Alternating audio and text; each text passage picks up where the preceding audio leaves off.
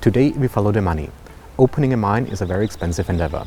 It requires infrastructure, machinery, engineers. Also, running a mine is an expensive endeavor.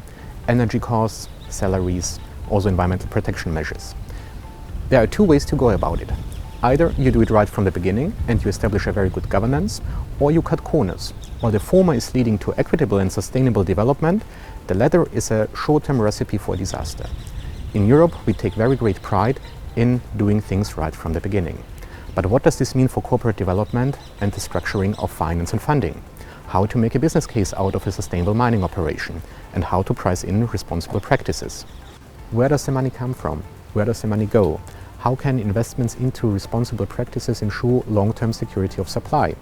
And how is China navigating this space? With us today is Ludivine Wouters. She is a visiting fellow at the European Council on Foreign Relations, as well as a partner at Latitude Five.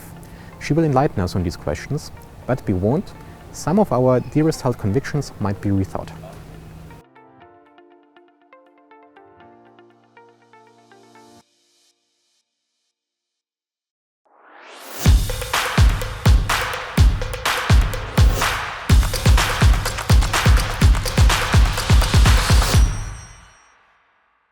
Welcome to the next episode of the Euromines Mining Podcast.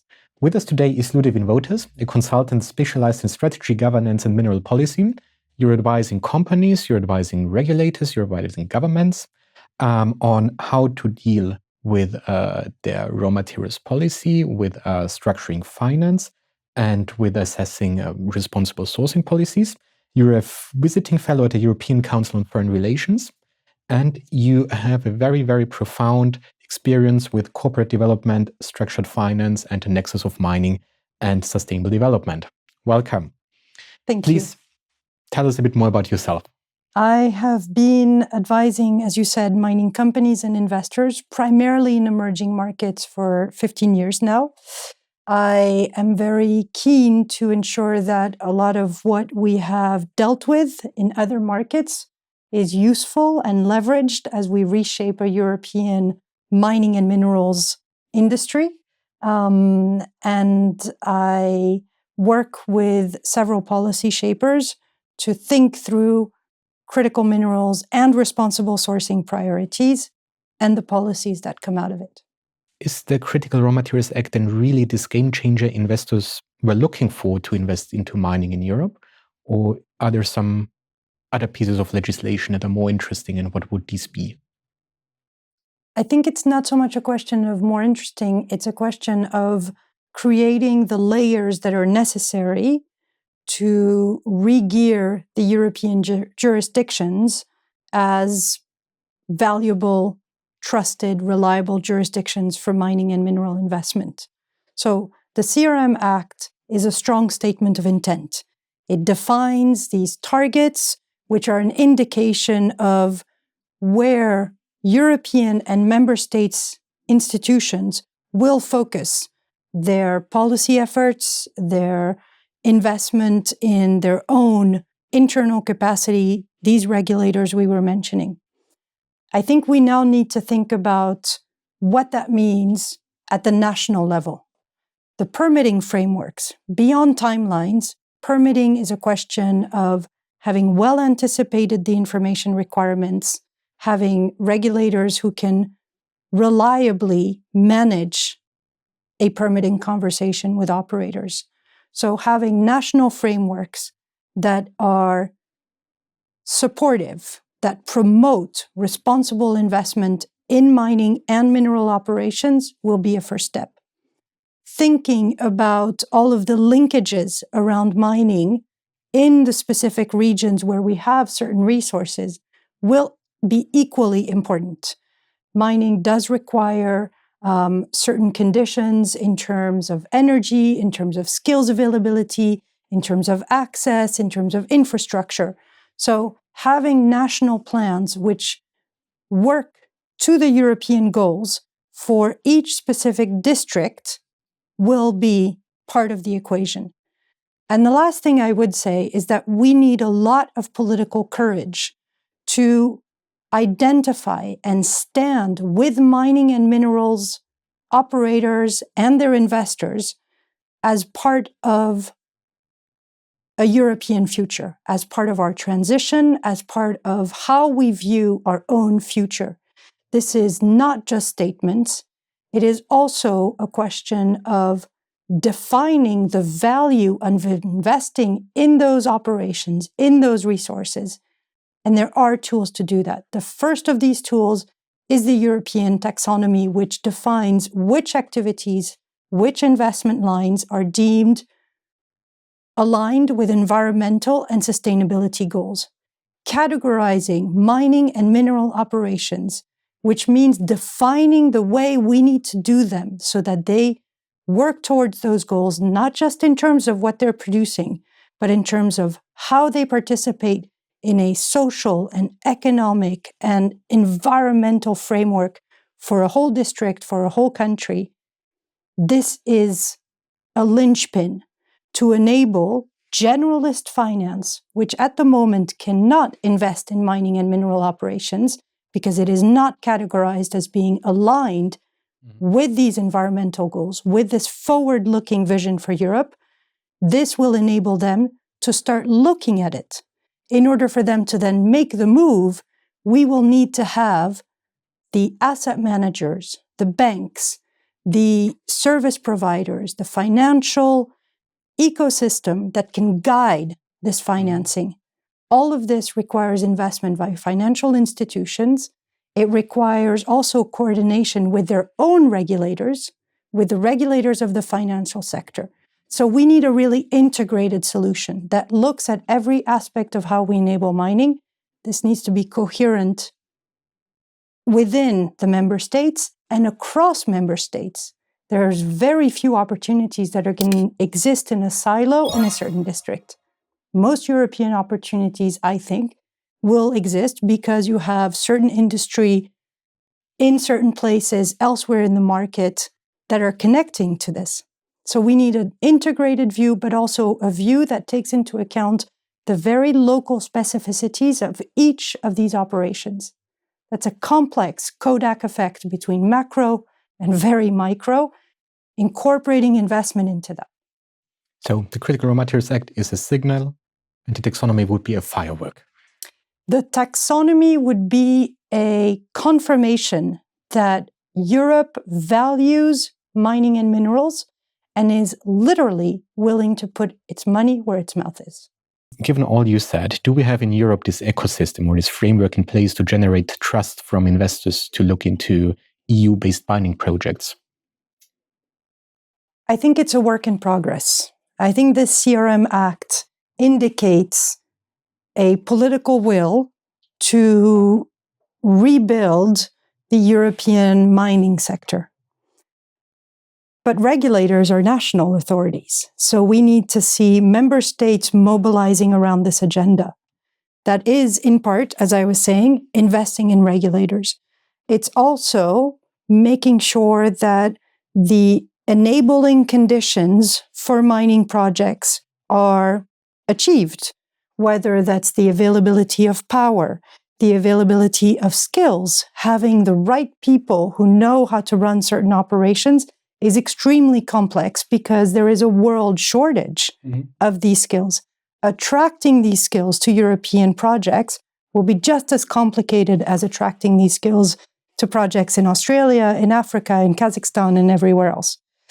So I do think that investors are going to look for more certainty in terms of the regulatory frameworks, the mining codes, but more importantly, the practices and the implementation, the organization of permitting, the foreseeability, the reliability of the permitting conversation is a key part of this. There is also an element of the scarcity of capital. So over the last decade, since the last super cycle, the mining finance world has shrunk. There has been a lot of capital that has been removed from the mining finance world. It's gone to other sectors, and it's also come from the fact that a number of key institutions close those lines, do not have those mandates. That's going to be an element of rebuilding trust. But is this a rather European phenomenon or is it a global phenomenon? It's a global phenomenon that has even more impact in Europe than elsewhere. So if you look at the mining capital that was available in Toronto and in London between 2015 and now, there has been a loss of between 40 and 60%, depending on which measure you use. That means that even in the mining finance centers of the world, there's less capital allocated to mining and mineral growth. In Europe, it's even more the case because key players like the European Investment Bank, but also a number of European export credit agencies who facilitate investment because they improve the business case, they de-risk some of the projects, as well as a number of European equity institutions, financial institutions have pulled out of mining and minerals. So not only do they not have the mandate from their shareholders, including the shareholders that are states, but they also don't have the teams. They have not, over the last decade, practiced a lot of this investment. Rebuilding investment capacity will require rebuilding teams, will require taking new risks. This is a complex equation. So it's a question of having global mining finance view European markets as an important and secure and reliable set of jurisdictions. It's also a question of rebuilding mining finance capacity in the EU so that we align those interests. And finally, there is an element there of global competition. We need to recognize that even if the EU is, because all the conditions are met, a great investment destinations, or holds great investment destinations, there will be a lot of competition based on the quality of deposits, based on the criticality of certain resources, based on established mining capacity elsewhere. If there is a huge amount of nickel available in a certain jurisdiction, the competition to establish new production elsewhere will be a problem. Among the elements that you just mentioned, sustainability was not one of them. Is it something that is inherently in private capital allocated to mining, or is it something that is somehow apart? I think in most of the mining finance jurisdictions that have risen and retain a strong leadership position, there is a clear recognition that responsible operations, responsible investment, responsible finance is embedded in the model. There is a view that some finance sources are not at all required to adhere to these principles. I think that view is perhaps not up to date. I think that, yes, even China has started work on defining sustainability principles and on implementing them. But more importantly, this is where the regulator plays a role. It doesn't matter who's funding a project. It doesn't even matter who's operating the project. If a regulator does not find in the studies, the planning, the execution, what they require for a project to be deemed responsible, safe, and sustainably operated, that regulator has the power, or should have the power, to take measures.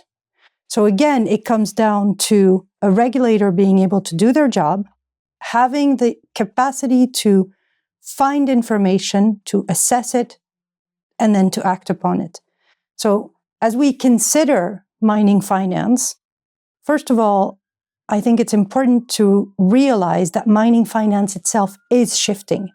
There are new pockets of capital which are specifically dedicated to more responsible and to more aligned finance, aligned with global stakes, focusing on critical minerals for transition, focusing on regions where we need mining to move away from a purely extractivist model to something that is more tied to sustainable development. So there are finance pockets which are specifically dedicated to this. The second thing is we need to now open up the pools of financing available to mining. And that is, in part, yes, bolstering the existing capacity, but also getting institutions and finance pools that are currently not allowed or able to go into mining and minerals to do so. So, and the Critical Raw Materials Act is now proposing a lot of new tasks or bolstering, or is supposed to bolster the capacity of the regulators that you just mentioned. But is this then really a game changer if capital is not following suit? And what would be a real game changer in this regard? I'm not sure there's a single game changer. I think that we need to create enabling conditions for responsible investment.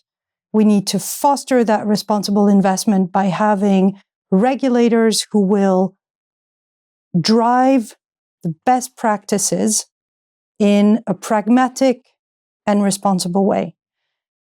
But we also need to realize that there is a very constrained pool of capital available. If there is one thing that would, in my view, change the dynamics of mining finance in the European space, it would be to recategorize mining and mineral operations as environmentally useful operations and activities to invest in. The EU taxonomy is the tool to do that. There was a commitment under the CRMA Act communication of March 2023 for the Commission and the platform which governs the taxonomy to progress on this. This is not an incidental point. It is essential because putting this framework in place to determine when investment in mining and minerals is responsible, is actually aligned with sustainability goals and expectations, would allow institutional holders who today cannot have a mandate to invest in mining and minerals to request a change of mandate from their own shareholders, from their own structures of governance, to invest more in having the capacity to be in the mining and mineral sector, and finally would widen the pool of available capital. This is something that's going to take a long time. There's a lot of things to unpack here now. Sorry if I interrupt you here. So, first of all, the lever of the financial institutions that you just mentioned, once mining is considered to be a sustainable investment. How would you define this lever that they could have in setting thresholds for better operations? That would be my first question. Second question would be, how are other jurisdictions progressing on this? So we know that there are different attempts to classify mining as a sustainable investment in Canada, in Australia, and I assume also in other places. Do you have an overview on where this stands at the moment? And my third question, one thing of this lever is that institutional investors can put their weight behind developing strong new practices. Now, one example would be the global industry standard on tailings management after the Brumadinho catastrophe. Was this an important game changer for the industry and for those that would like to make mining better and those who would like to divest from it? There is a clear understanding of how we can operate responsibly according to the best standards worldwide in a variety of contexts and settings. There is, however, always inherent risk to these operations. The problem is that every time we refer to better mining operations, it gives the impression that when there is, unfortunately, a realization of a threat, it's due to lack of care or inappropriate operations or lack of standards. Every single time there is a fail, there is an operation that can learn from its mistake, and there are many other operations who can draw lessons from that and make sure that the same fail is not repeated. But at the same time, there must be an understanding of how do we manage those risks? How do we improve protection for nature, for people, whilst recognizing that mining is an incredibly complex technical activity. But if we let the threats overshadow the whole conversation, then by definition, we don't look at the opportunities. Essentially, you're taking a shot at the precautionary principle now. I'm not. I'm saying the precautionary principle is best applied when the regulators and the authorities who are mandated to apply it are informed, have at their fingertips not only all of the data, but also the capacity to process it, and have an ongoing relationship with the operations that they monitor so that they do see red flags, so that they can engage, they can raise questions. An early question is always much more useful than the lesson drawn after a problem. But how would this help then, for example, an investor who is perceiving mining as too risky at the moment? What would you say to them?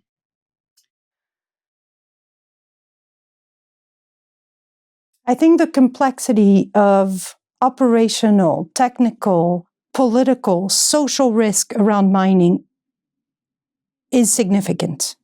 The layers, the interconnected network of threats and opportunities is incredibly complex to gauge, to correctly assess, to quantify, to monitor, to translate into a financial and a decision-making tool.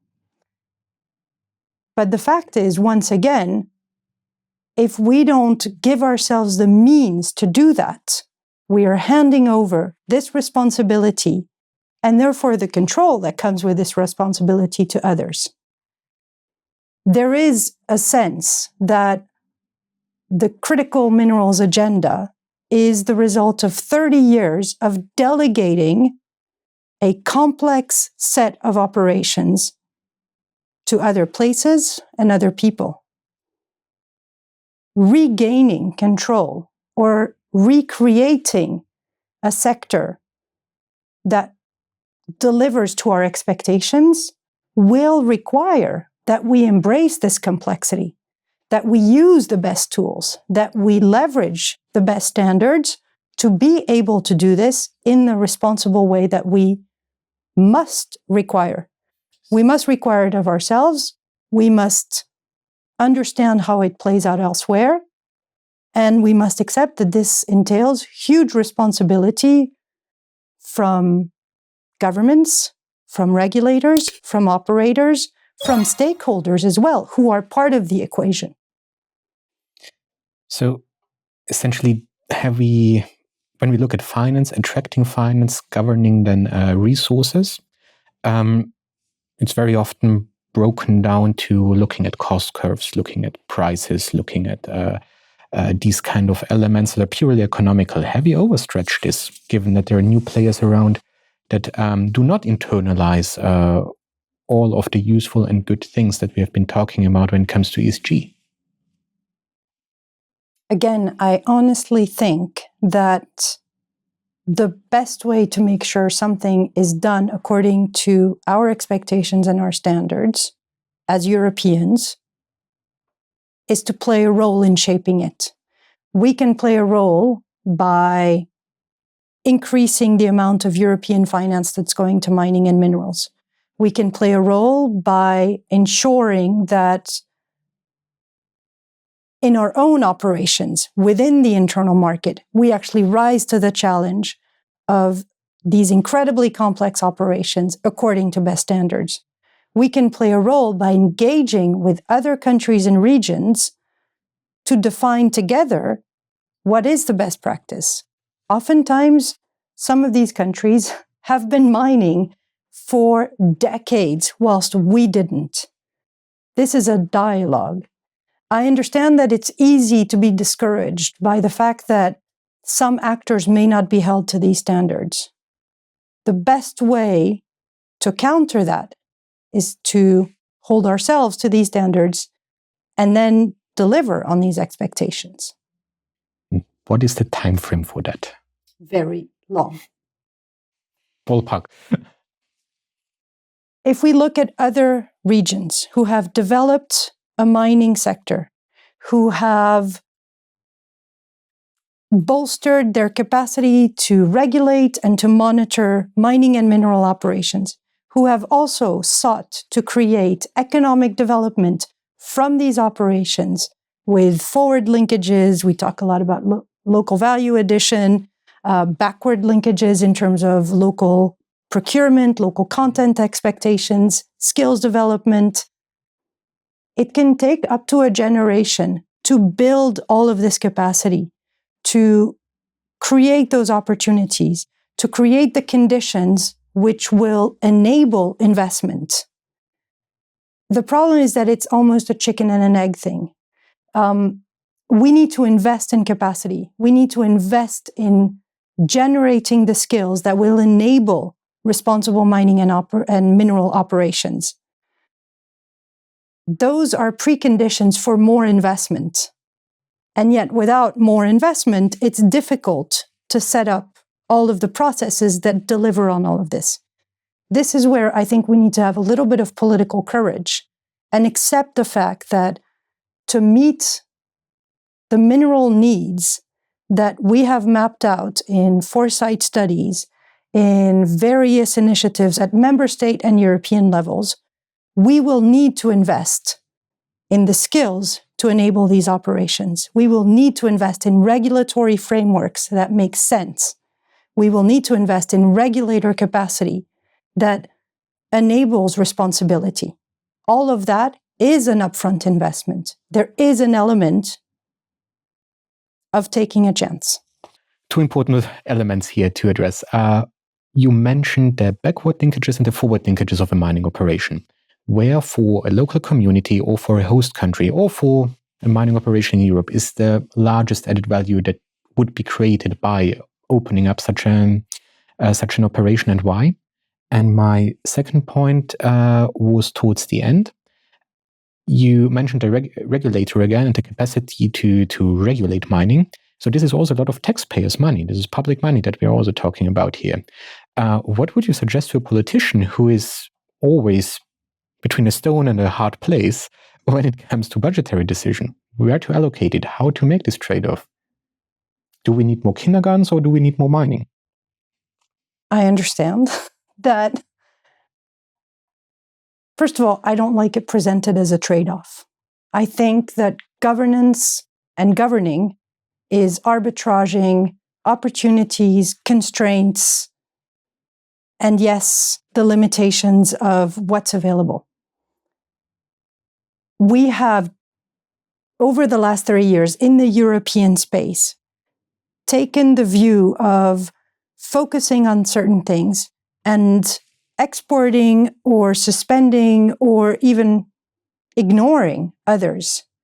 If there's one thing we've learned from the latest energy crisis, from the minerals crisis that we are facing or will be facing, is that we can no longer afford not to look forward and think 10, 20, 30 years in advance. A kindergarten and a mining regulator are both long-term investments. I'm not quite sure how you arbitrage between the two, but one thing is for sure is that they enable each other. A regulator will be part of the equation that enables a new industry, that fosters trust, and that gives this kindergartner a job opportunity that doesn't exist today, an opportunity to reshape and redesign industrial landscapes in the EU that does not exist today. Both are elements of the future. Best of luck to the politicians.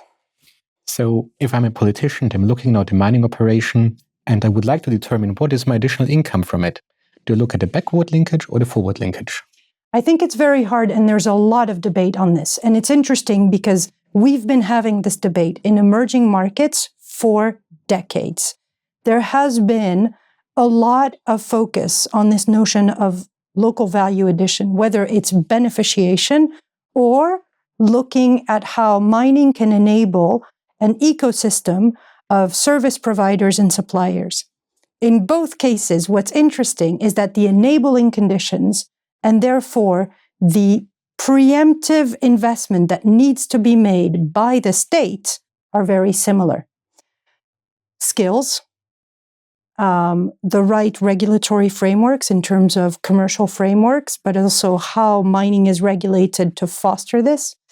I would say two things. The first one is there is a misconception that beneficiation, processing, is necessarily value addition. First of all, that's not necessarily always the case financially. There have been demonstrated cases over the last 2 decades in some of the emerging markets where I've worked, where refineries have proven completely unprofitable, where energy conditions have meant that what looks good on paper never actually delivers a return. So I think we need to be very careful, very savvy, and not look at slogans when we look at beneficiation and local value addition. Aside from enabling conditions, we need to really think about how the market views these opportunities. About local content and how that can generate growth and economic development. I think what's interesting is when you can use mineral operations to develop pockets of know-how, pockets of activities, which can then decouple from these mineral operations to exist independently. That can take several forms. You have cases like, for example, South Africa, which at one point was a huge exporter of mining services. So these pockets of capacity had grown so large that they could be a product for South Africa to export all over the world. Expertise, capacity, know-how is valuable. It's just as valuable as a natural resource. It's a human resource. So there is a view to think, okay, either you can grow that resource in a way that you can export it to lots of others, or you can even use it in a different industry. There is one example we don't always talk about because it's linked to oil and gas, but it is relevant. Oil and gas used to fly a lot of its personnel in the Gulf of Mexico via Houston. What they did when they stopped in Houston was get a medical checkup. Houston is one of the medical capitals of the world today because from those checkups developed a whole ecosystem of medical capacity. That, for me, is one of these scenarios which requires strategic vision from a government who identifies existing strengths, bolsters them, reduces or mitigates political risk or other elements of risk, and effectively uses the necessarily temporary exploitation of natural resources to create another industry that can then live on its own. I think that's hard to do, and it's rare, but we need to think about those opportunities. But are financial institutions capable to foresee such a scenario? I don't think it's financial institutions' job. I think it's the government job to have an integrated view of industrial development. Industrial policy is at the heart of economic development. Industrial policy is taking a clear-eyed view of what our strengths are. What do we do well? What do we need to improve? What can we improve? And how do we use each industry as a lever for another? Financial institutions will look at the one sector they invest in, maybe at how this sector can benefit from another sector. But their job is to deliver a clear line of performance. That performance is financial, but it is also responsible. A government has to look across all of those industries, all of those lines, and see how together they become the future of a nation. It's not an easy job. But again, if we try to simplify it to something like, let's build more mines and then things will flow, it doesn't work. The industrial policy that you were mentioning, where has this ever worked? I do think there are examples, first of all, in history. I think we tend to forget how hard creating success was because it's past. Yes, we have mentioned the industrialization or reindustrialization of Europe after the Second World War. We can discuss examples from Japan. There are a number of examples in history. The complexity today is that industrial policy cannot be defined and cannot be driven to success solely on a national basis. I'm not even sure it can be driven to success on a regional basis, such as the entire internal market. There is such a level of strategic interdependence between the industries that we have or that we could foster and every single aspect of how they are connecting to the rest of the global economy, that the complexity is how do we best position a region, a district, a province, a country. And mining?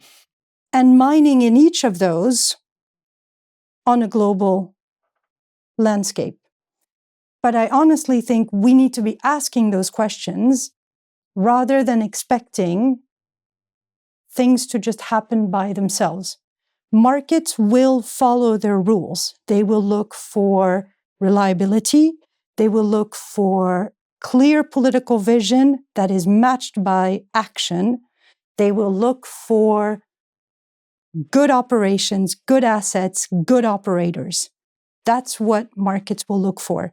And this is both investment markets, but also commercial markets who are purchasing the output of these mineral operations. But beyond what they're looking for, we need to also think, okay, how does this play out over a 10, a 20-year horizon? Yeah, markets follow their own rules and they yield their very specific products. But then you also have the cyclicality of markets. Thriving, swamping, falling with the raw materials prices, especially in mining. And then you have the risks. And there we have this huge risk at the back end side. So if, for example, the overcapacity that's piling up in China on certain critical or strategic minerals is simply put out on the market, how do I, as an investor, secure the back end of my investment in such a case, with all industrial policy in mind that you just mentioned before? Again, I think investors are not necessarily responsible to deliver on industrial policy. They can be guided, they can be encouraged.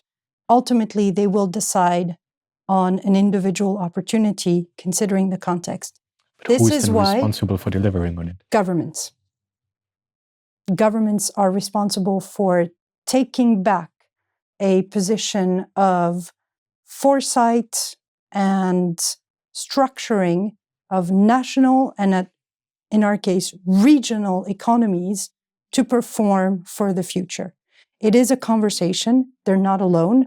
Every single one of us votes, saves money, buys product. We are part of every single system.